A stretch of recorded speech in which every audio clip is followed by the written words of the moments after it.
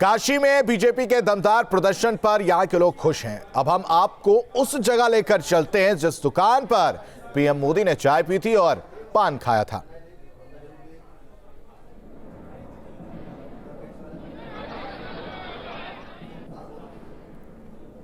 प्रधानमंत्री ने वाराणसी में ऐसा रोड शो किया और उसके बाद जहां पर मैं बैठा हूं, ये वही पप्पू की चाय की दुकान है।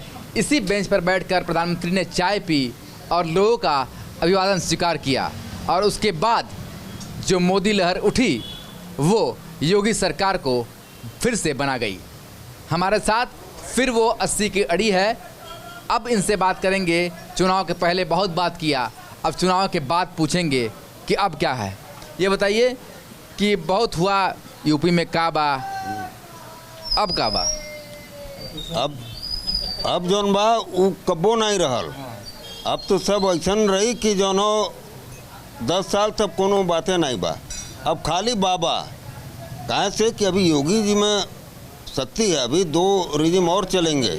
क्या लगता है प्रधानमंत्री ने इस अड़ी से ऐसी चाय पी कि उसका जायका ही बदल गया पूरे उत्तर प्रदेश में सियासत का और भारतीय जनता पार्टी सीधे बहुमत से बहुत ऊपर तक चली गई? ये बाबा विश्वनाथ की कृपा है और उनकी नगरी है जो सदैव प्रधानमंत्री मोदी जी के ऊपर बनी रहेगी। और हम काशीवासी यही बाबा से प्रार्थना करते हैं कि वो दीर्घायु हो और यशस्वी रहें और काशी का नेतृत्व वो हमेशा करते रहें अपने संसदीय क्षेत्र से। और उनकी जो है कि जनता उनकी बहुत आभारी है जो उन्होंने काशी के लिए विकास किया है और उनके विधायक लोग भी यहाँ पे अच्छे हैं। और यही हमारी कामना है कि आगे भविष्य में भी भारतीय जनता पार्टी बनारस से विजयी होती है। तो आप कामना करते हैं क्यों भैया? आपको लगता है कि प्रधानमंत्री ने अड़ी पर चाय पी, पान खाया, इससे जनता में बहुत प्रभाव पड़ा इसका? निश्चित रूप से हमारे यशस्वी प्रधानमंत्री जी का आना और समाज के अंतिम पायदान पे रहने वाले व्यक्ति भाई मनोज जी के यहाँ सामान्य आदमी की तरह के चाय पीना, यही तो लोकतंत्र की सबसे बड़ी खूबसूरती है। आपके चैनल के माध्यम से मैं विरोधियों को ये संदेश देना चाहता हूँ, कुछ सीखें, मोदी जी से कुछ सीखें। जी बिल्कुल, यही प्रधानमंत्री की खासियत है कि हर एक खास चीज़ को वो आम के लिए उपलब्ध करा देते हैं, आम नागरिक तक ले आते हैं। मनोज जी, आपने तो चाय पिलाई थी प्रधानमंत्री को, क्या लगता है वो चाय काम कर गई? वो चाय काम कर गई, वो मोदी जी की वो जादू काम कर गई। काशी में 8 का 8 सीट बोले थे, 8 सीट हमने निकाल ली, जीत गई। तो क्या लगता है कि मोदी जी का रोड शो, चाय पीना, पान खाना सब जनता के दिल में उतर गया? दिल में तो उतर गया। काशी को वो अपने हाथ में ले लिया। काशी को इस तरीके से चाय उन्होंने जिसे आम जनता लोग पीते हैं, इस तरीके से वो आके यहाँ ब्रेंच पे बैठ के चाय मेरे साथ पिए। उनको चाय अच्छी लगी और बोले एक चाय मनोज हमको और दो, तो वो एक चाय और पिए, फिर बाहर पिए। ये हमारे लिए बहुत खुशखबरी की बात है। ऐसा हमको लगा कि हम किसको भगवान को जैसे चाय पिला दिए। मैंने ऐसा लगा उनसे मिलके कि प्रधानमंत्री का रुतबा नहीं बल्कि एक आपके घर का व्यक्ति मिल रहा।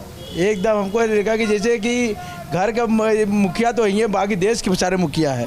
हमने उनको इस तरह के चाय पिलाया कि हमको बहुत खुशी हुई। हमको तो इतनी खुशी हो गई थी, कुछ दिन से हम लोगों से बात तक नहीं किए। तो ये खुशी है और इसी खुशी, इसी एहसास को प्रधानमंत्री समझते हैं। अब चलते हैं उस पान की दुकान पर जहां पर बनारसी पान का जायका प्रधानमंत्री ने लिया था। और बाबूजी अभी भी पान बना रहे हैं। बाबूजी, क्या लगता है प्रधानमंत्री जी ने जो पान खाया वो चीज़ें आप लोगों के दिल में उतर गई कि 8 के 8 सीट बीजेपी फिर से ले उड़ी? यार उड़ गई है कि जीत गई पूरी सीटें। पहली बार पान खाए थे। क्या कहा उन्होंने आपसे? चूना मत लगाइएगा। चूना मत लगाइएगा। तो चूना नहीं लगने दिया जनता ने। तो देखिए ये भी हंस रहे हैं और यही खूबी है प्रधानमंत्री की कि वो हमेशा खास नहीं बल्कि आम बनना चाहते हैं और इसीलिए लोगों के दिल में उतरते हैं। और यही कारण था कि बनारस में जिन सीटों को लेकर के चर्चाएं थी, उन चर्चाओं पर विराम लग गया और फिर से एक बार मोदी का लहर वाराणसी में काम करता हुआ दिखाई दिया। और 2017 की तरह 2022 में भी 8 के 8 सीट वाराणसी की भारतीय जनता पार्टी के खाते में आई और इसके साथ ही यूपी में पूर्ण बहुमत की सरकार भी बनी। वीडियो जर्नलिस्ट विपिन सिंह के साथ सुशांत मुखर्जी, न्यूज़ स्टेट, वाराणसी।